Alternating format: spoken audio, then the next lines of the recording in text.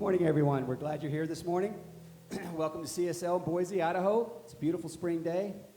Please give a big hand for Miss Lisa Biddick. I just wanna be okay, be okay, be okay. I just wanna be okay today. I just wanna be okay, be okay, be okay. I just wanna be okay today. I just wanna feel the day, feel the day, feel the day. I just wanna feel something today. I just wanna feel the day, feel the day, feel the day. I just wanna feel something today. Open me up and you will see. I'm a gallery of broken hearts. I'm beyond repair, let me be. And give me back my broken parts. I just wanna know today, know today, know today. I just wanna know something today. I just wanna know today, know today, know today, know today that I will be okay. Open me up and you will see. I'm a gallery of broken hearts. I'm beyond repair, let me be. And give me back my broken heart. Just give me back my pieces. Just give them back to me, please. Just give me back my pieces and let me hold my broken heart. I just wanna be okay, be okay, be okay. I just wanna be okay today. I just wanna be okay, be okay, be okay. I just wanna be okay today. I just wanna feel the day, feel the day, feel the day. I just wanna feel something today. I just wanna know today, know today, know today. Know that maybe I will be okay. Know that maybe I will be okay. Know that maybe I will be okay.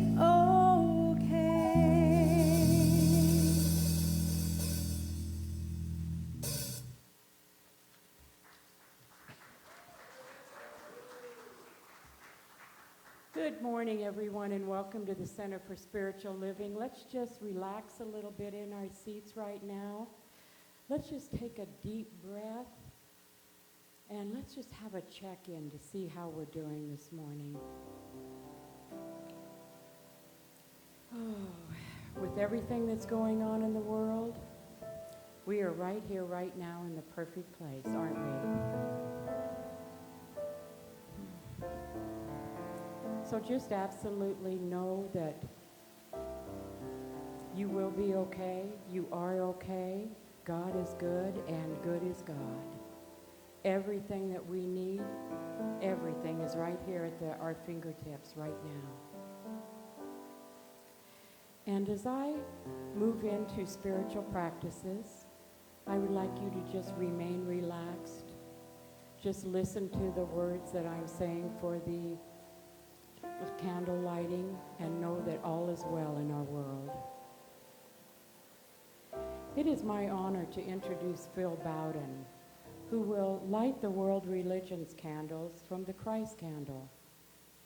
In religious science, we perform this ceremony to acknowledge that all people and all faiths come from one great universal presence, which we call Spirit. In lighting these candles, we honor the one family of humanity, made up of over 4,000 religions and spiritual traditions throughout the world. We light the first candle for Judaism, which teaches there is only one God, and that religion isn't one aspect of life, it is life. We light the second candle for Christianity, where letting go and letting God is grace and humility personified. Christianity accepts this as a liberating and beautiful experience. We light the third candle in honor of Hinduism, honoring the path of knowledge, action, and devotion. We light the fourth candle for Buddhism, the religion of those seeking to be awakened, and honors the Four Noble Truths and the path of compassion. The fifth and final candle honors New Thought, encompassing metaphysics which transcends the physical and seeks a clear understanding of the realm of ideas and their legitimate expression. Now let's remain in this quiet, perfect, and peaceful place as we listen to the message being sung by Lisa Bettig.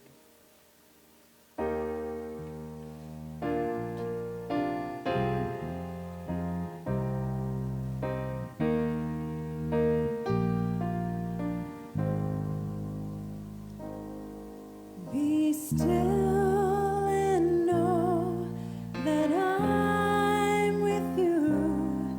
Be still and know that I am here. Be still and know that I'm with you.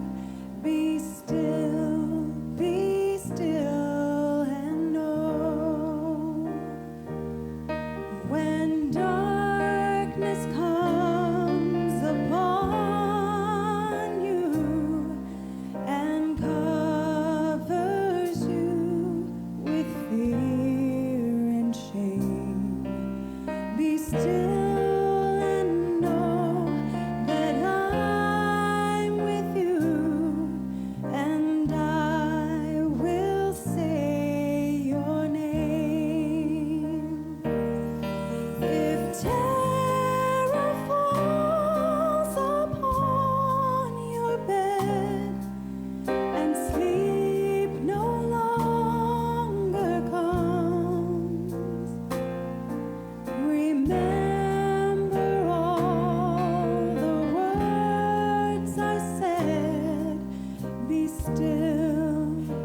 still and know.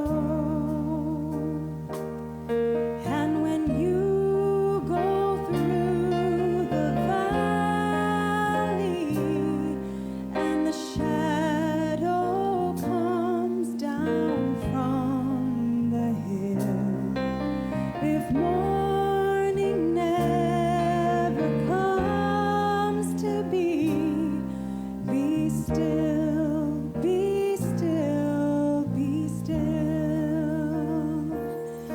If you forget the way to go and lose where you came from, if no one's standing beside you, be still and know I am. Be still and know that I'm with you. Be still and know I am. Please join me in prayer. As our minds are quiet and our hearts are open, we are still and know that God is within us right now. That there is never any place or anywhere we go that God is not there with us. That one presence, one intelligence, that magnificent power that is called by so many names is with us always. So as we journey through this service this morning, I bless everyone in this service, everyone on Facebook, anyone watching us at any time. I absolutely know that God is all over the world, for God is the world and everything in it. And I bless all the volunteers that came together this morning to make this service so beautiful. And I especially bless Reverend Jackie Holland as she opens her mind and her heart to the message to present today for all of us to hear. So it is with this understanding, with this knowing, with this complete faith in this joy, in this thing called life, that I release it into the law. I let it go and I let God do God's work. And so it is. And now let's welcome Lisa Biddick again.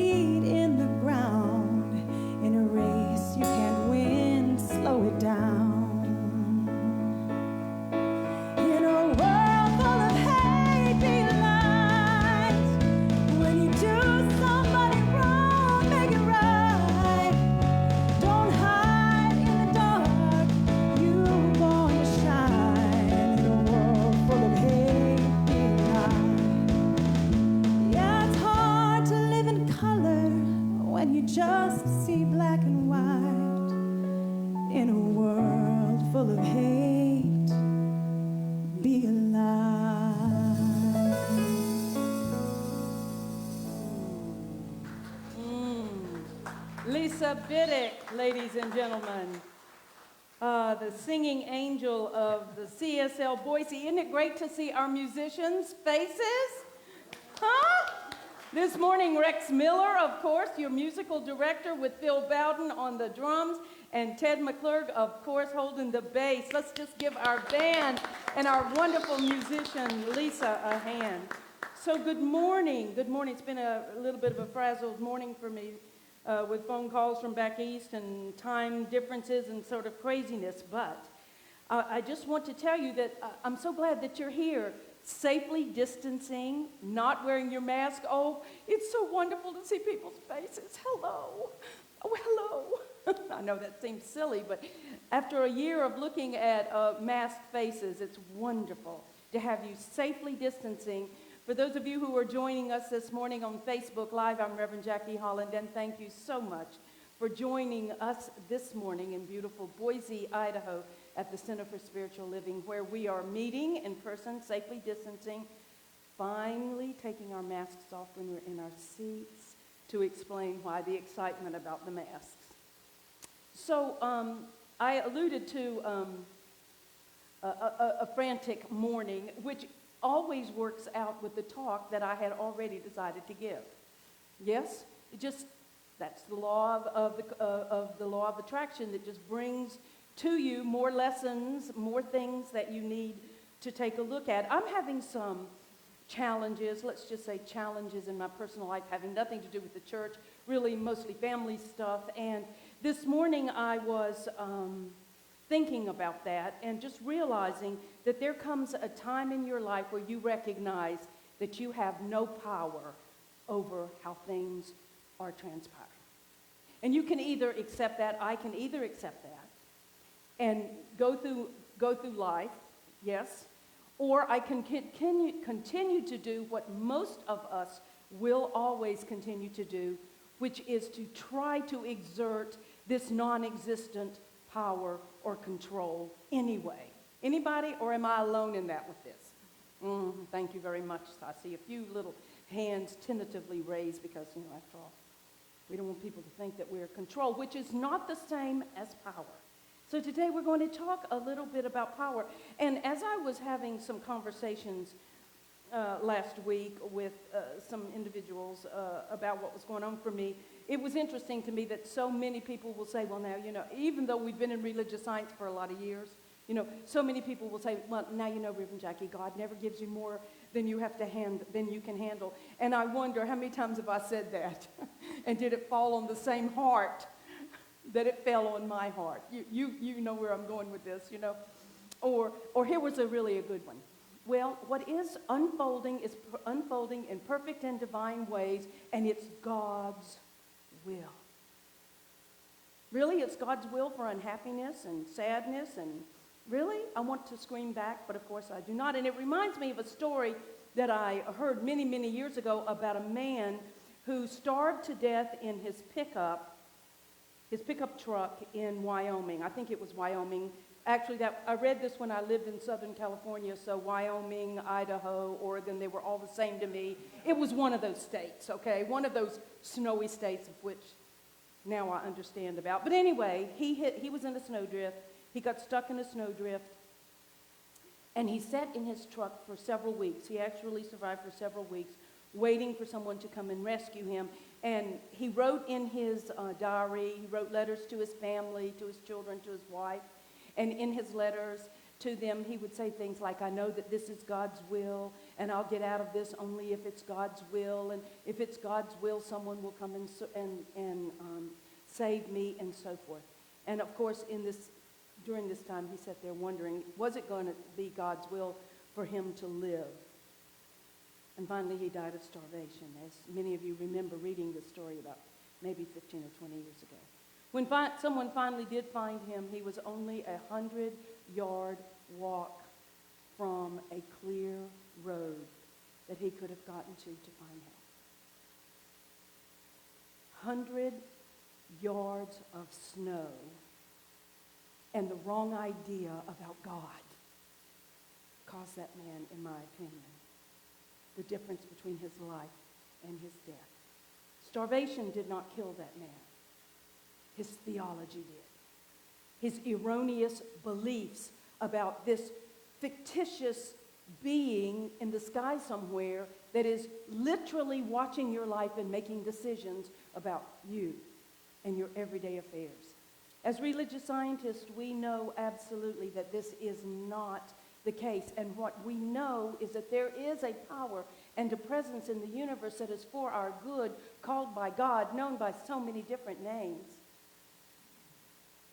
And its will for us is good and more good. Good and more good.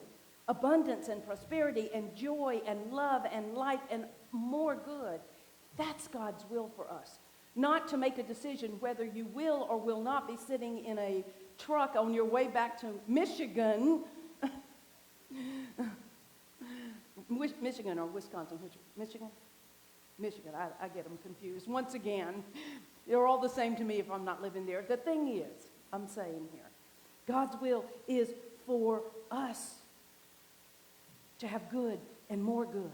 Good and more good. But I'm not talking about God's will is for your good.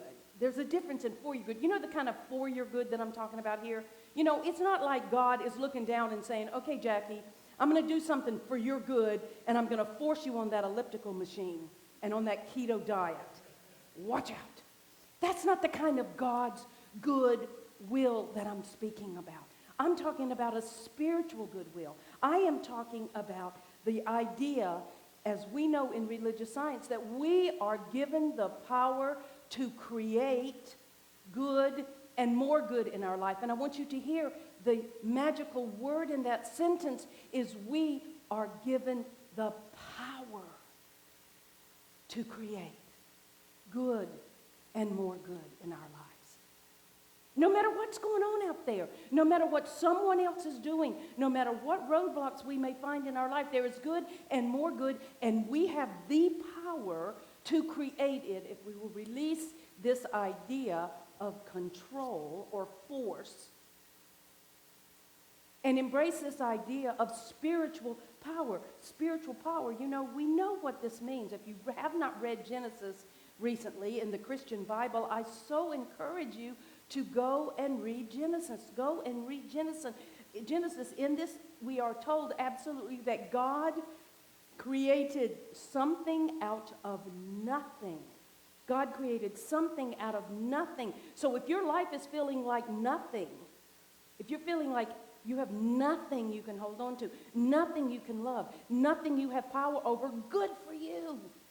Because the same power that God had to create all that you see and do not see, all that is known and unknown, out of nothing gave you that same power.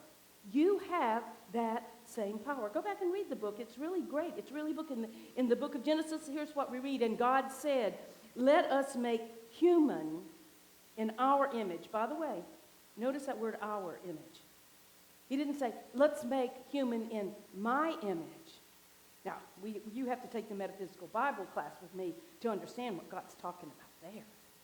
God is saying it's male, female, I'm all things, our image, after our likeness, and let them have dominion over, the fish of the sea, and over the birds of the air, and over the cattle, and all of the earth, and over every other creeping thing that creeps upon the earth. Let humans have dominion over. The verse does not say, let humans have dominion with. Dominion meaning power. And so in this statement, human beings were endowed with the power to, the dominion to, the ability to control their world and everything in it. Think about that for just a minute. To control your world and everything in it. Everything in it. Everything in it. The dis-ease, the unhappiness, the disharmony, the things that you don't like and the things you do like. We were given power over. In creating humans, spirit, God, universal mind, whatever word you want to use for this great creative, the great creator, empowered us by giving us life and sharing its dominion with us.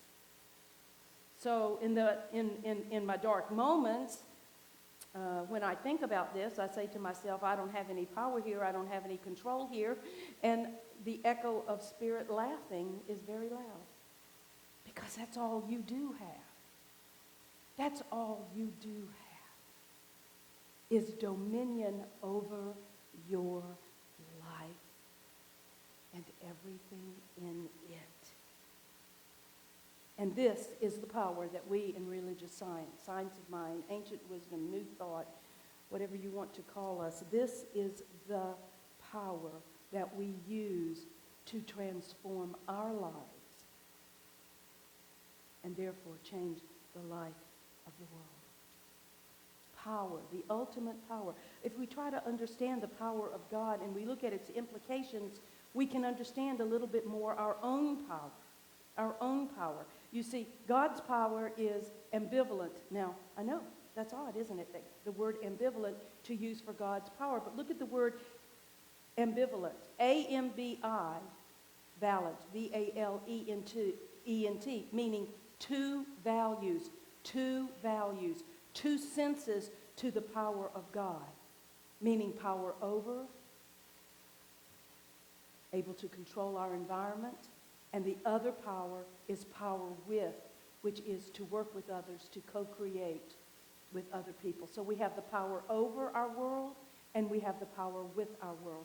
And it's that word, it's that power over today that I'm talking about, because when you're feeling helpless and you feel like you have no power over anything in a situation that you can or cannot control, at first, you know, when you say power over, it sounds negative. I have power over this. I'm not talking about the power where we lord over someone. I am not talking about the power that men most often, men, use over women and those of weaker sexes. I'm not talking about to any man within the sound of my voice, but you all know what I'm talking about. That power that fuels the rape, that fuels the hurt, that fuels the pain. That's not the power I'm talking about here. I am talking about spiritual power. I am talking about the spiritual power that we have over our world, over our experiences, the power that we have over our thoughts, over our words, and over our minds. One of my teachers, an amazing man who, made his transition a few years ago, David Hawkins, a medical doctor and the author of the book Power versus Force, which is a wonderful book. I encourage you to read it. He refers to that kind of power as force.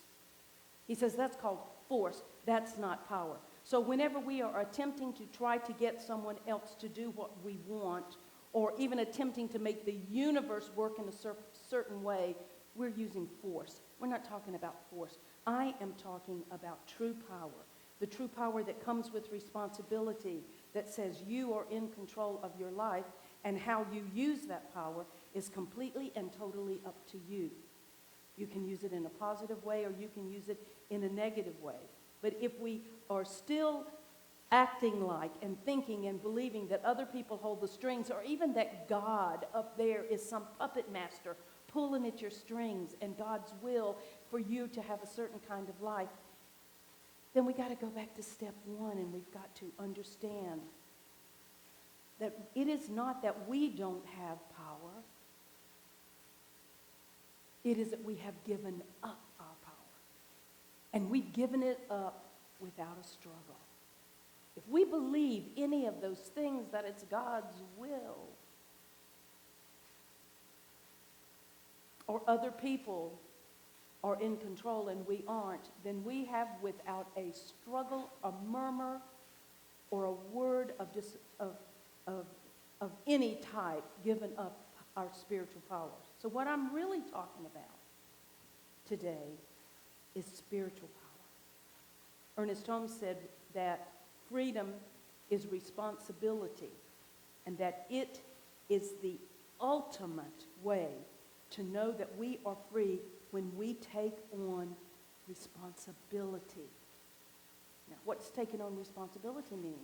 It means acknowledging that I have the power to change this, or I have the power to react in a different way to this, or I have the power to remain neutral, or I have the power to do certain things, but I have the power. Here's what Ernest Holmes says about this, and I'm quoting. We can free ourselves by knowing that we have within us an always and immediate availability of ultimate strength and power. Know ye not that you are the temple of the living God? It is who we are. We are not being judged. We are in a process of unfolding God in the time and space in which we live. We are an unfolding God in the time and space in which we live. He said this: the power within us is the same power that holds the planets in space. The power within you is that powerful.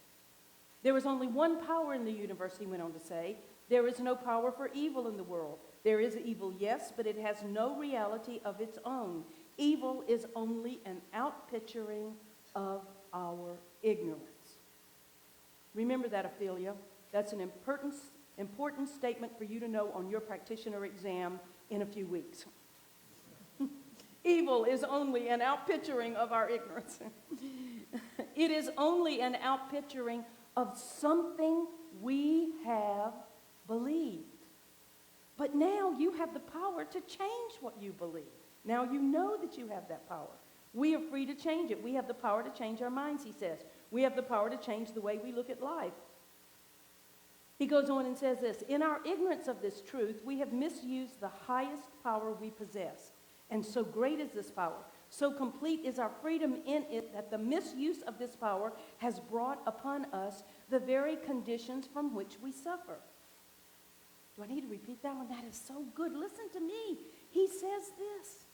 We have misused the highest power we possess, and so great is this power, so complete is our freedom in it, that the misuse of this power has brought upon us the very conditions from which we suffer.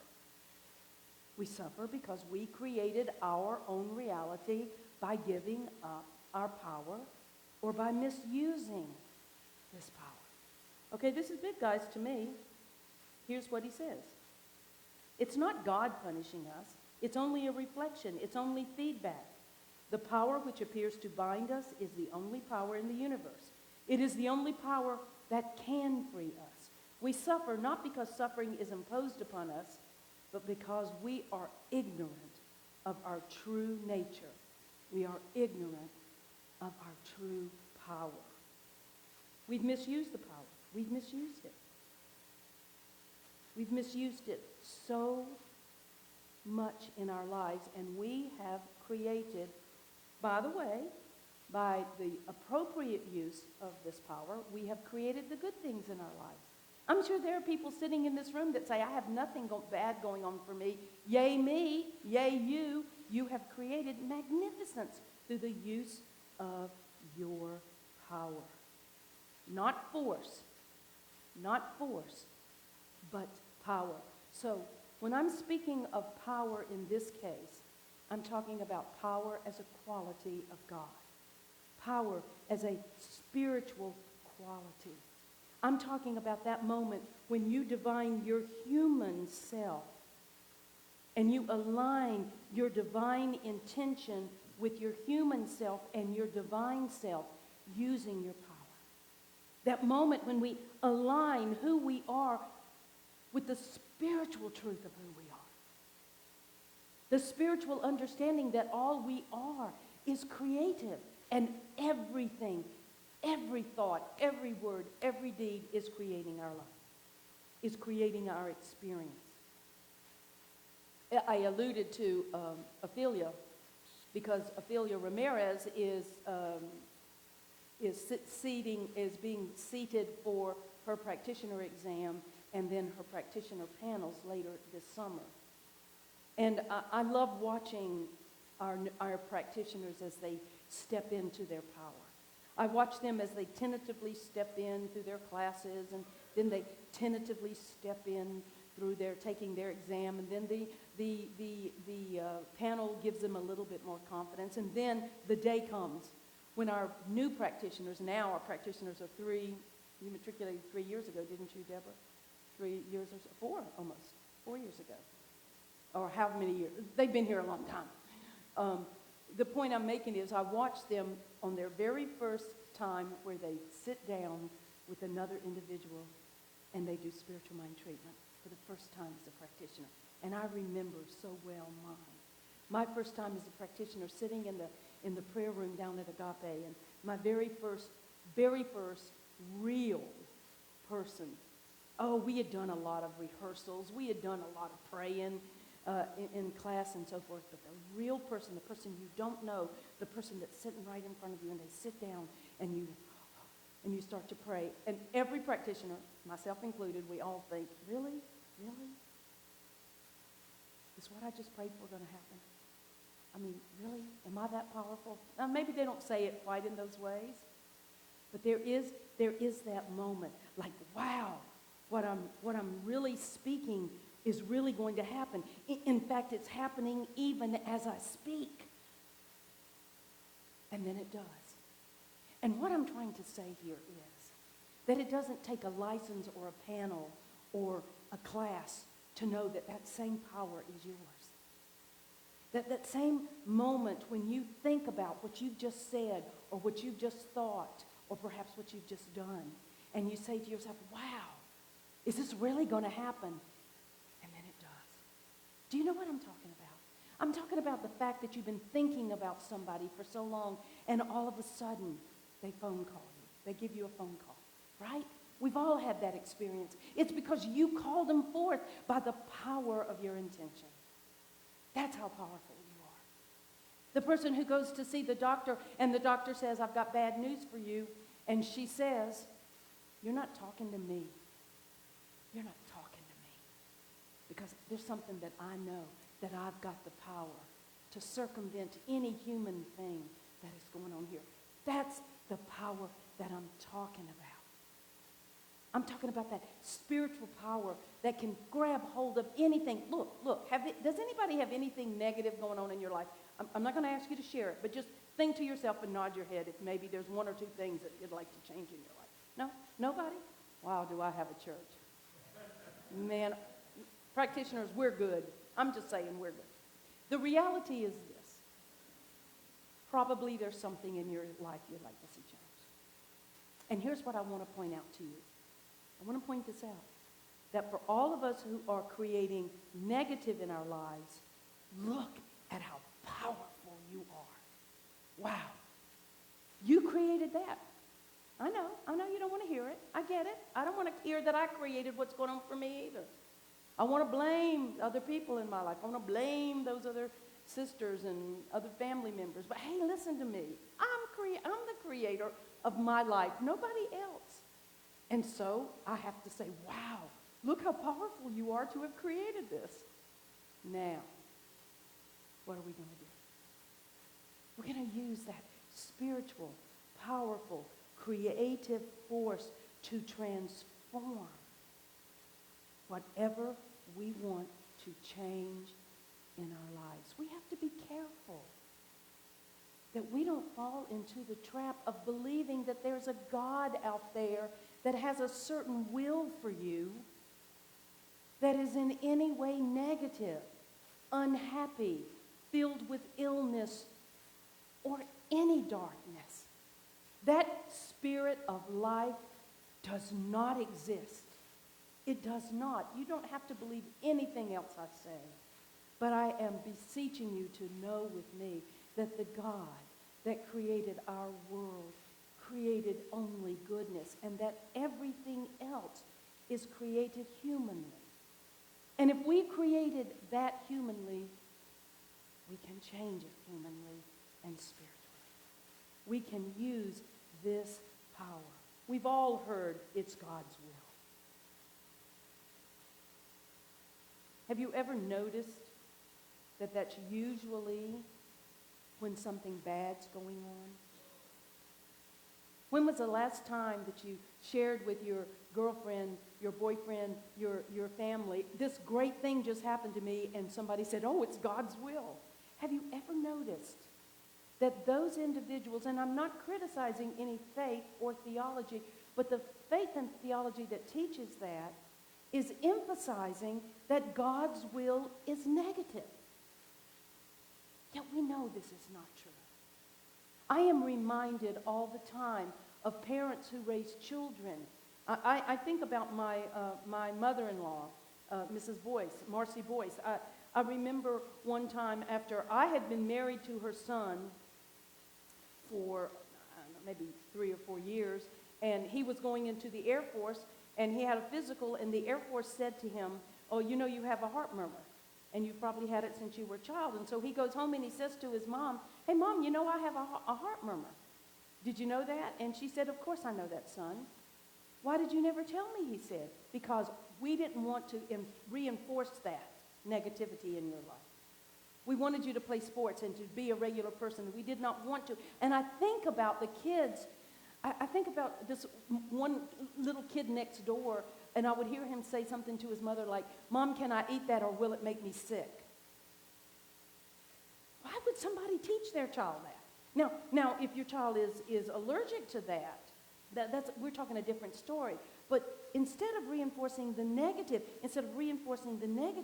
I think that we need to reinforce the positive. Wayne Dyer, in his wonderful book, The Power of Intention, speaks about this, that we have to set up intentions for our children until they can set up their own intention.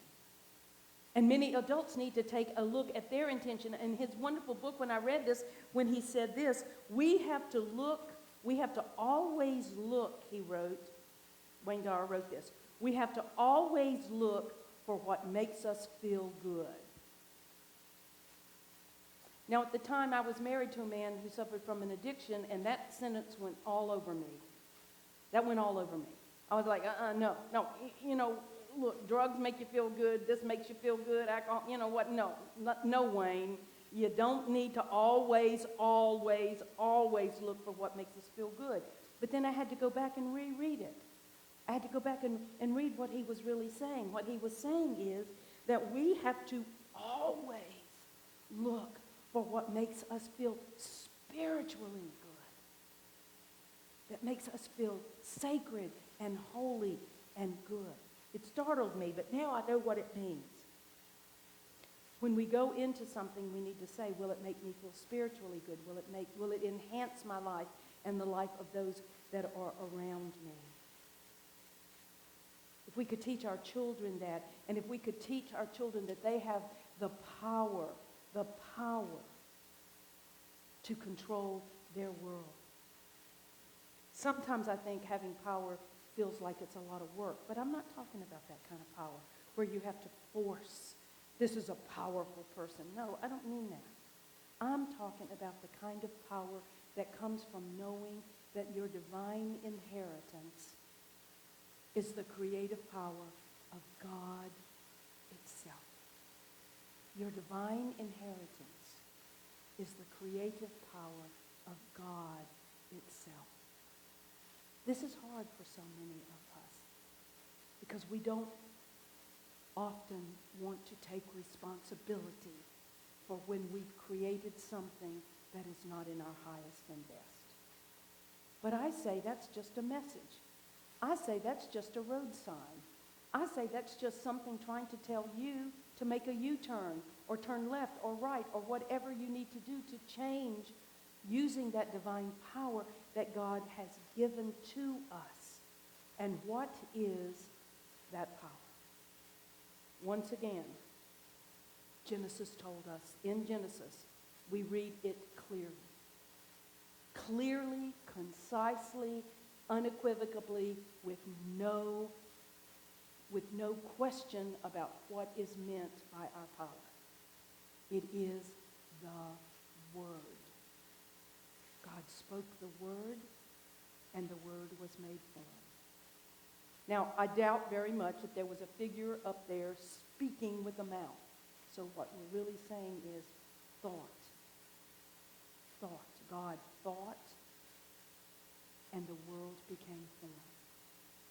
And so the divine power, the power over our world, is through our words and through our thoughts. You know, 52 or around 50 days a week, I get up here every Sunday, and to tell you the truth, I'm saying the same thing over and over and over. I'm telling you the same thing. I'm telling you stories. I'm telling you little things to help you try to remember.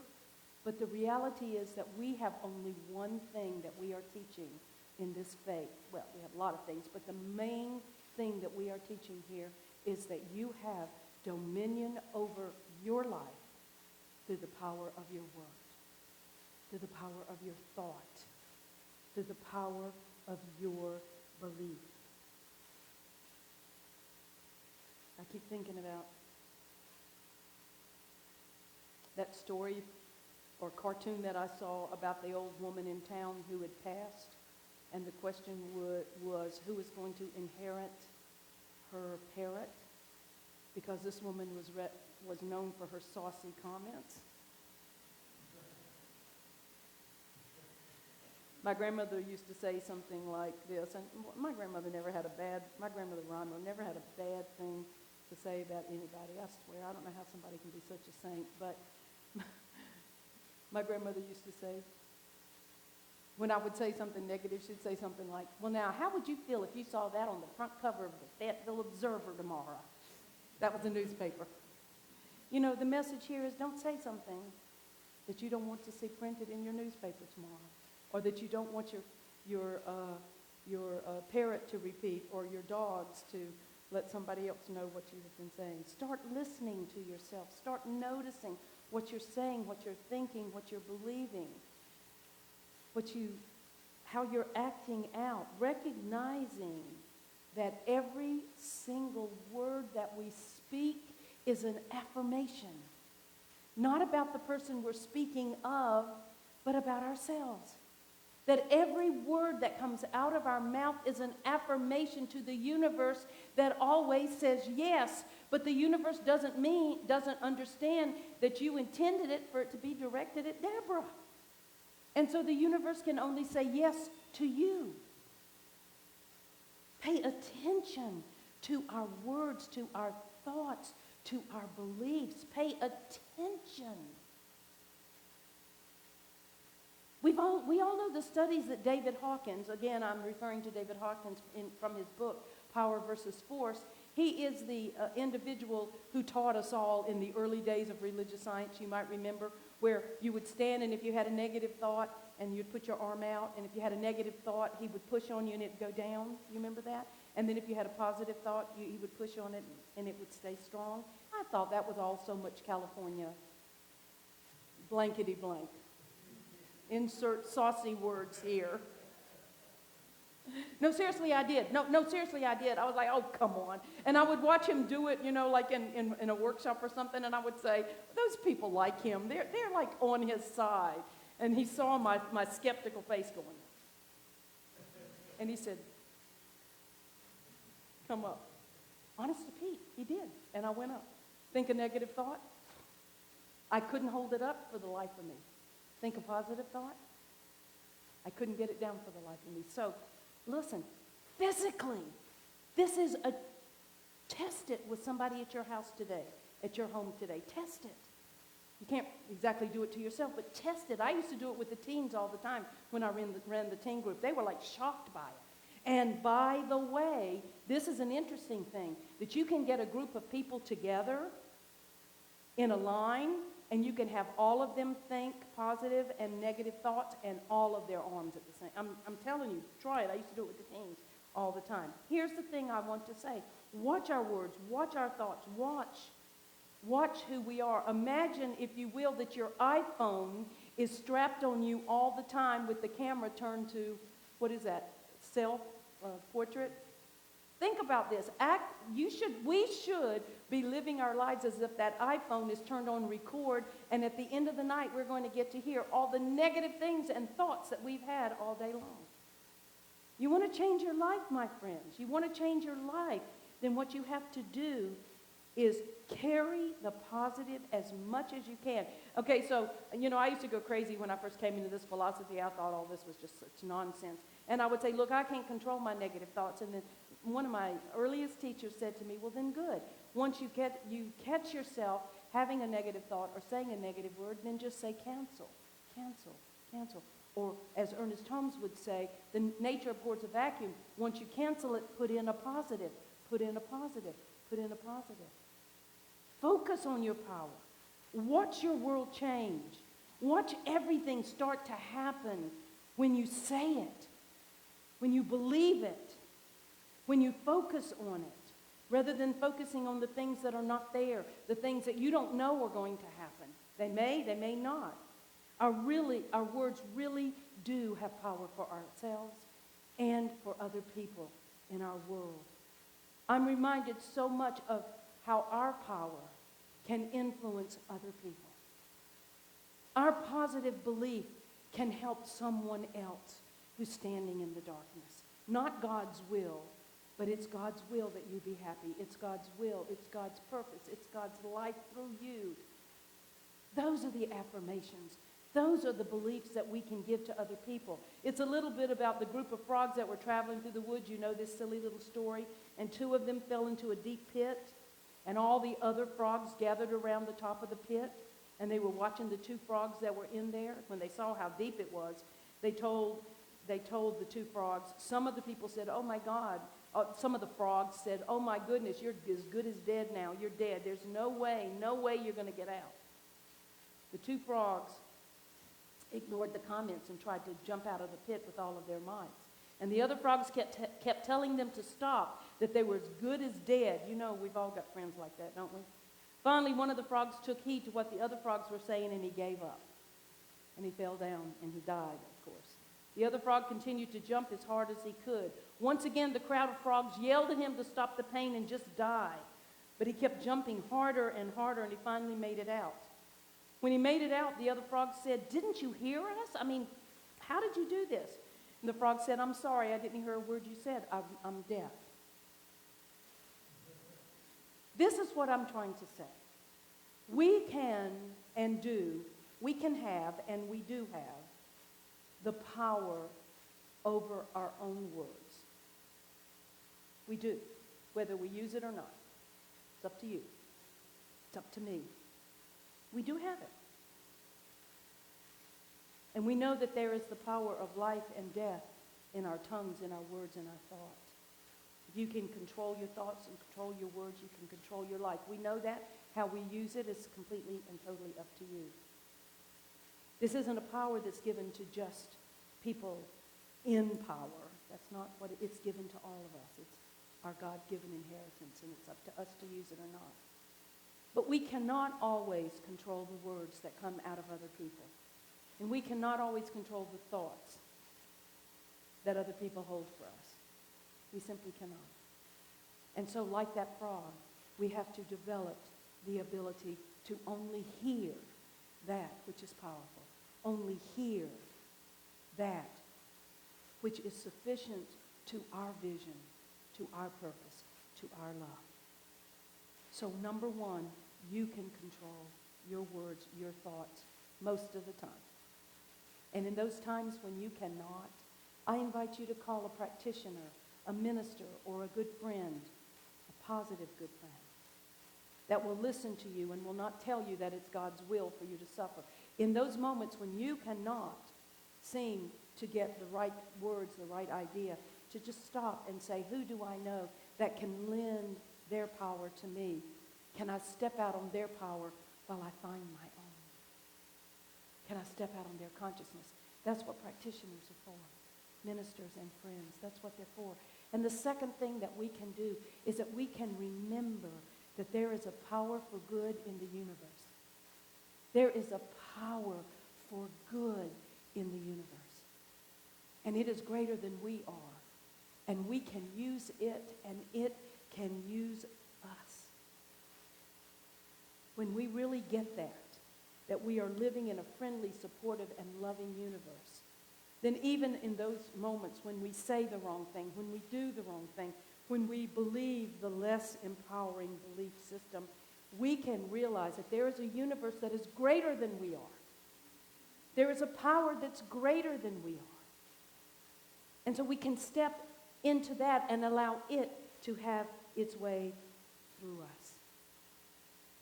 And the third thing that we can do to get our power, to regain our power, to recognize, recognize with our power, is to pray. And I'd like us to do that right now. Let's just turn within. Knowing the power and the presence and the love of God is right here in the midst of us. Wherever two or more are gathered in the name and the nature of love itself, there is the power and the presence of the great Creator itself, expressing its love as itself through us. And so this morning I speak my word from a platform of connection with this divine, with this divinity, with this power. For I know that God and I are one. And God is within all of us, as us, through us, is us. And so we say thank you, God. Thank you, Spirit. Thank you, life. For the reminders every day that we are giants, we are creative, we are stronger than we know.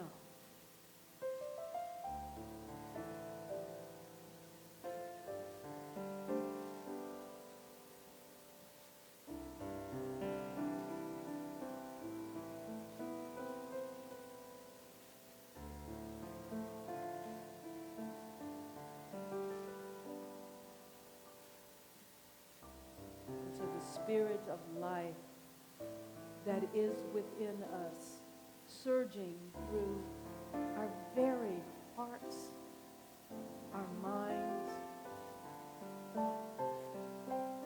We are open and receptive to this divine influx of God's love, God's strength, God's power. And humbly and gratefully, we step into our dreams of a life that works for everyone. We step into our understanding of our oneness as brothers and sisters, as people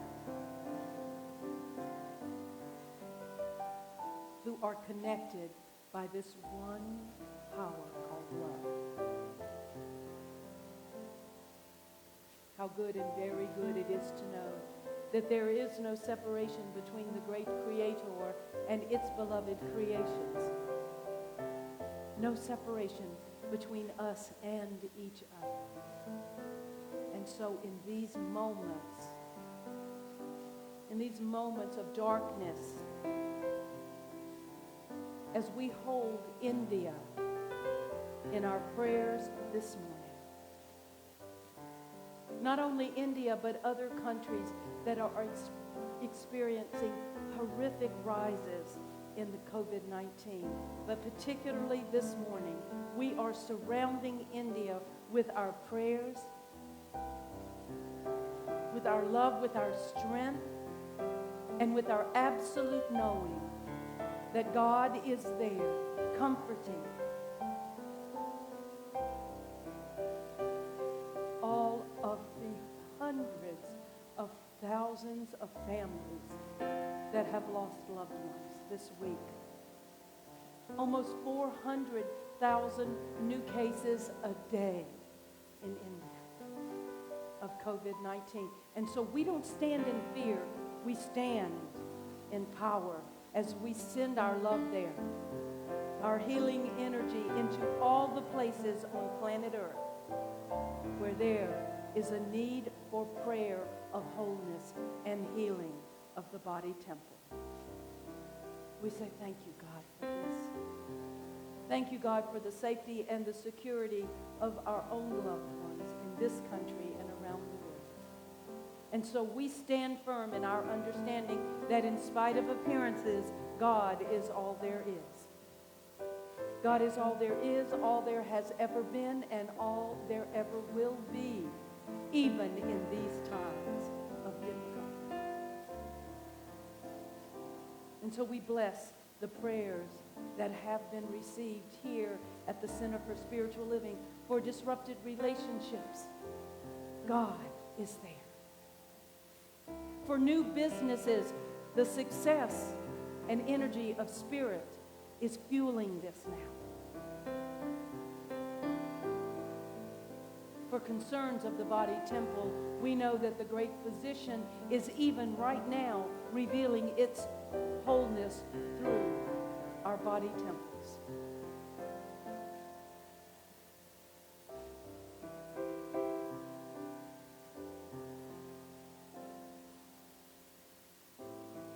No matter what, the prayer request has been, know with me now that all is well,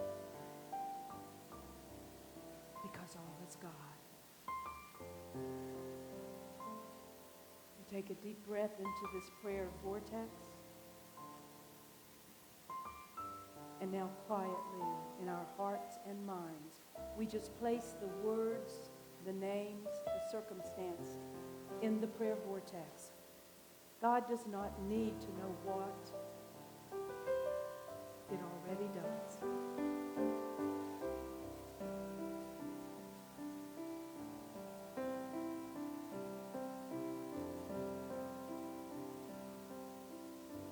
And so for this, and so much more, we are deeply grateful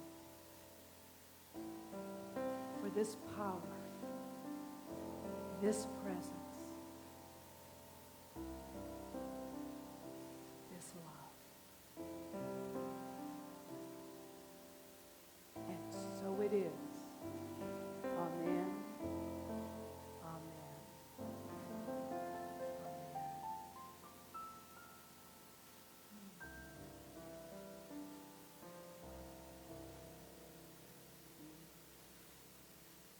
Thank you, God. Thank you,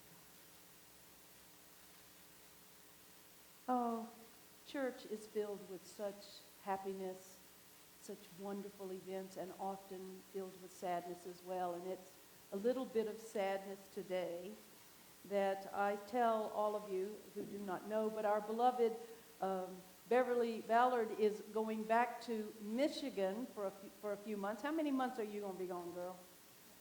Huh? 6 months or so. As you know, we share her with that state. And so we would just like to embarrass Beverly and have her stand right where she is. Please stand. And everyone else in the sanctuary, please stand as well and place your hands out, sending love to Miss Beverly, and repeat after me, Beverly. No, you receive Beverly. Beverly, we see you. We know who you are. We know who you are. We bless you with safety We bless you with safety and security, and security, an easy, fun journey home, easy, fun journey home.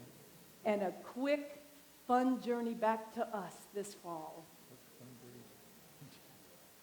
journey. And may you sell lots of ice cream this summer. And so it is. Amen. Amen. Thank you, Miss Beverly. Thank you for blessing her and thinking about her 30-something hour trip back. She made it in one drive, and we got upset about that. We're hoping she won't do that. But nevertheless, I want to say thank you for holding everyone in your prayers. And if you want to receive prayers and you're here in the sanctuary, you can fill out a blue form, this prayer request that's in the seat backs in front of you or behind you. And if you are visiting with us today and you didn't receive a visitor packet, you can fill out one of these connection cards. Or for those of you who are in the sanctuary and you are not receiving our e-blast, just put your name and the information and just say for the e-blast so that we can get you on our e-blast, which is the best way once a week to know what's happening at the Center for Spiritual Living, to know what's happening here. And for those of you who are on the Facebook Live, you can put your prayers on the feed right now. Our practitioners are standing by waiting to pray with you right now. Or you can put a confidential prayer at prayers@cslboise.org. prayers@cslboise.org. And if you're not on our e-blast or we don't have your mailing information, your birthday, your anniversary, we like to acknowledge all those things, then you can send that information to office@cslboise.org. office@cslboise.org. So many ways. Immediately after our service, in about 15 minutes, we also will be having our virtual hospitality time with Loretta and Dave Knowles.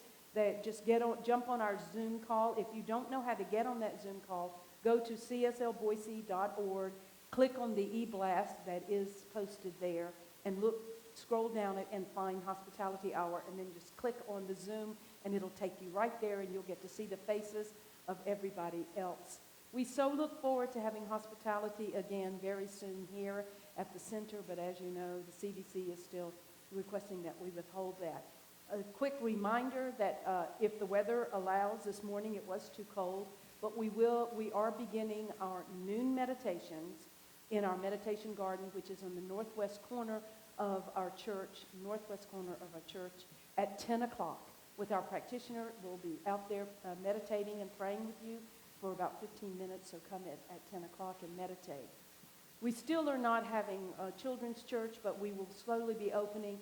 And please do watch your e-blast for information about our outdoor services that as soon as we can figure out, is it going to be 20 degrees or 81? We don't know. This is Idaho. You never know what the weather's going to be. But we are going to be reopening the church slowly by having some outdoor services and some activities outside as well. So keep watching your e-blast.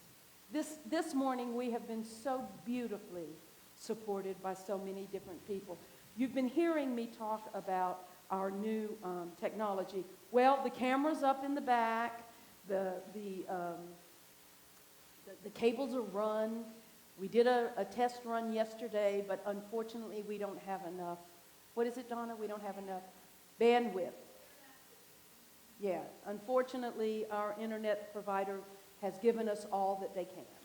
And so we are in the process, Donna and Cheryl Houdon are in the process of making some administrative changes on that end, and hopefully our new service will be up very soon. But I would like to say, Donna Sheedy, who is behind the camera today, and Cheryl Houdon, who has been behind the camera, when we say behind the camera, we want you to know that we are really talking about a cell phone.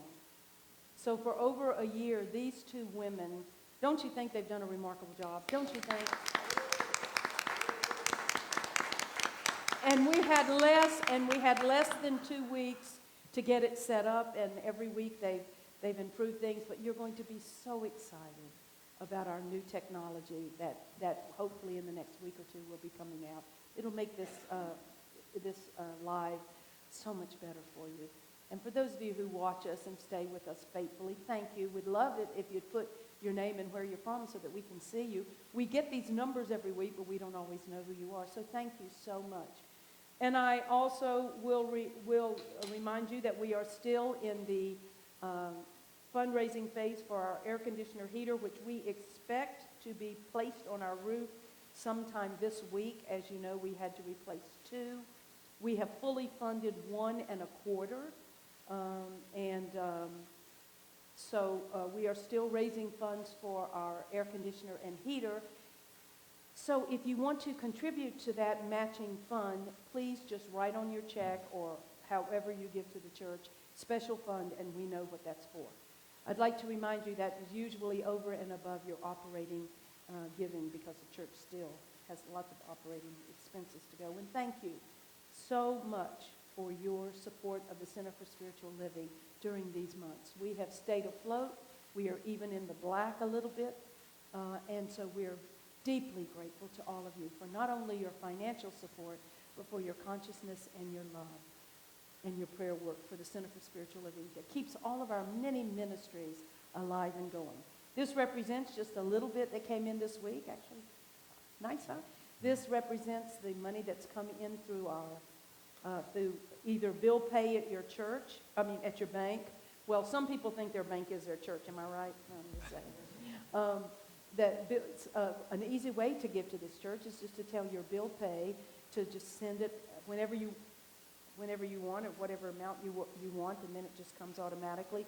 Or there's about 20 different ways that you can give electronically through text, and that information is being put on our live feed. Now, for those of you in the sanctuary and you want to know about how to do that, there is a brochure in the pocket somewhere around you that's got a green leaf on it that says ways to give. If not, you can pick up a brochure in the back of the room.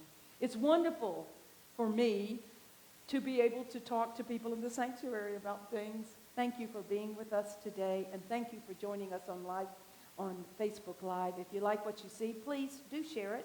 The more people who share it, the more our message gets out into the world. And so let's just, those of you who are at home and here in the sanctuary, your basket will be on the door as you leave today for your giving. Just place your hand over your heart, representing your love for your community, your spiritual community, and your participation in the law of circulation. So we say thank you, God. We thank the gift and the giver. We are deeply grateful for the consciousness behind the giving and for your willingness to circulate what God has so generously given to us. And so we say thank you, Spirit. Thank you, life. And we dedicate this to anchoring the kingdom of heaven on earth. And so it is. Amen. Amen. Ladies and gentlemen, Miss Lisa Biddick and the CSL House Band. 1, 2, 1, 2, 3.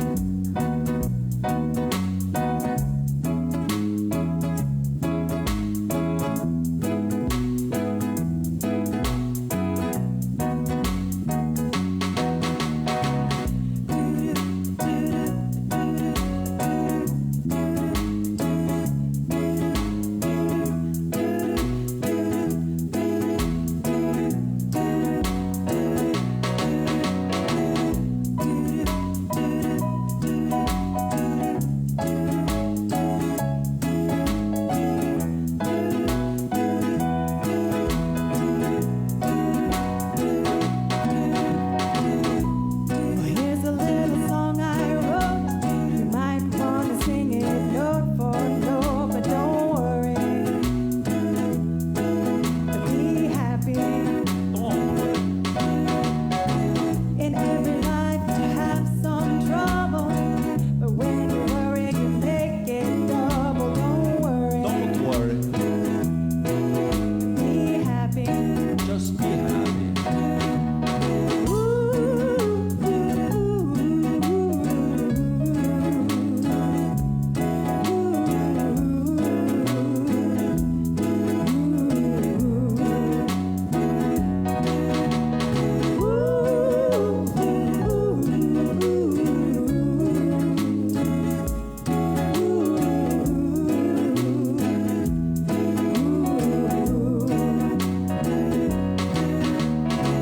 Ain't got no place to lay your head.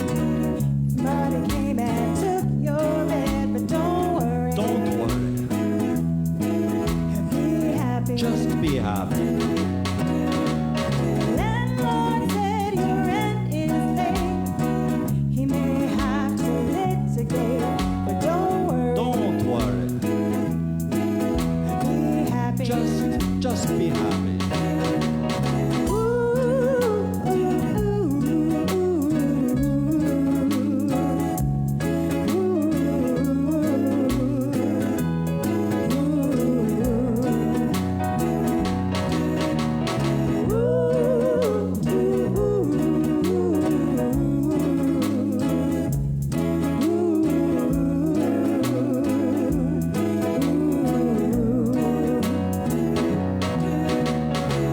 Ain't got no cash, ain't got no style, ain't got no doubt to make you smile, but don't worry. Don't worry, Oh, be happy. be happy. Just be happy. 'Cause when you worry, your face will frown, and that will bring everybody down. Don't worry. Don't worry, Oh, be happy.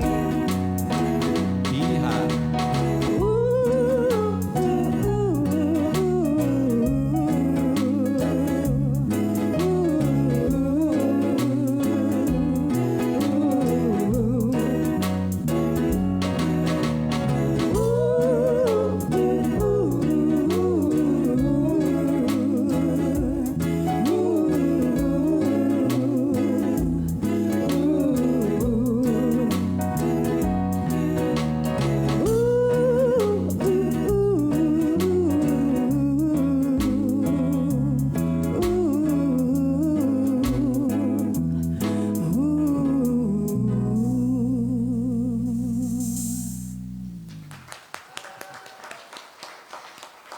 You know, I get up here with the blessing whenever I'm here for after service, and the only blessing I can think of is don't worry, be happy.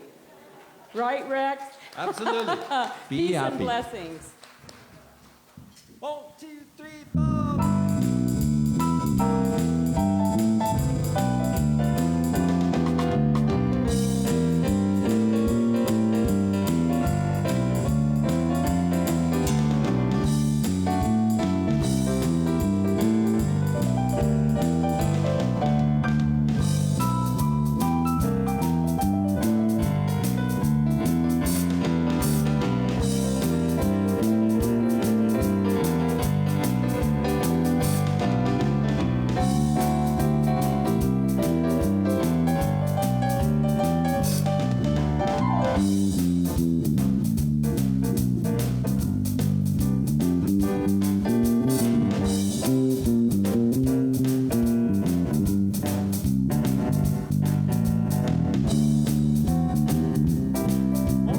Bye.